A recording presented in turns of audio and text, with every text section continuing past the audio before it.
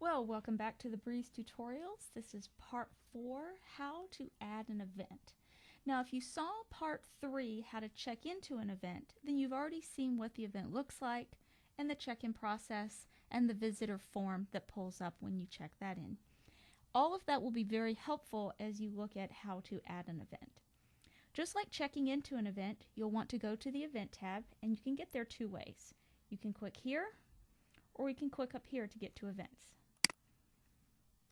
Once you're in Events, again, it pulls up the calendar where all of the different activities are listed.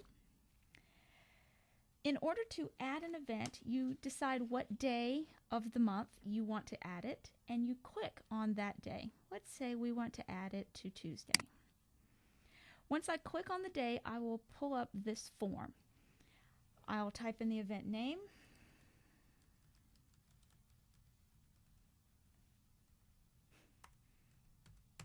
Type it in correctly. I'll decide when the event starts. I'll decide whether or not this event repeats.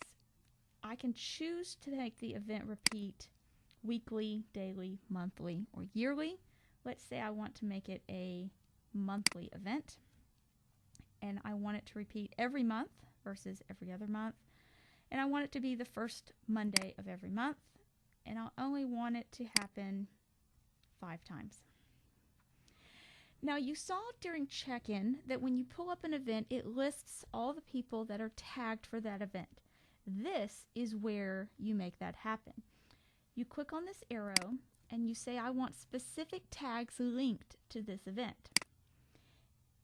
If you click on the little arrow next to all tags, you can pick which tags. Let's say I only want specific small groups part of this tag. So I click on the small group, and I say I only want the small groups that start with a B. So the Bells, the Beths, and the Bonnet small group can all be a part of tutoring. And that's how you show who will be in that check-in field. You also have this down here, the Show More options. If you click on that, you can decide, no, we don't want that. If you click over here, Show More options, you can decide whether you want a name tag to print during this event. We have that set, for instance, for our children's Sunday school classes. You can also decide whether there's a checkout. You saw that when we did that check-in video. Check-in by family. This might get tricky, but you can do that.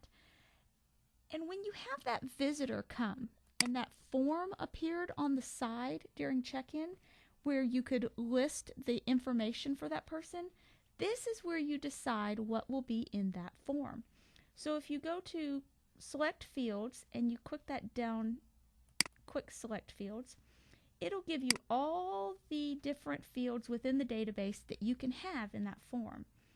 So right now it's just name, but you can also add gender, whether they're an individual. If it's a adult, you might do whether they're married, whether when they first visited, maybe their phone number and email address, and whatever information you want to know, this is where you put it so that it's a quick and easy way to add them when they arrive at your event. Once you've decided everything you want to know, you click on Save Event. Now that event will appear right here, and since we said we want it to repeat, you'll notice if we go down to the next month, there it is repeating on the first Tuesday of the month, just like we said. If we actually go and click on our event, just like any other event, we can now check in people, and those tags that we specified will show up as available to check in. And since we added that field, when we click the plus button, our little form will appear with the information that we specified. And so that is how you add an event to Breeze.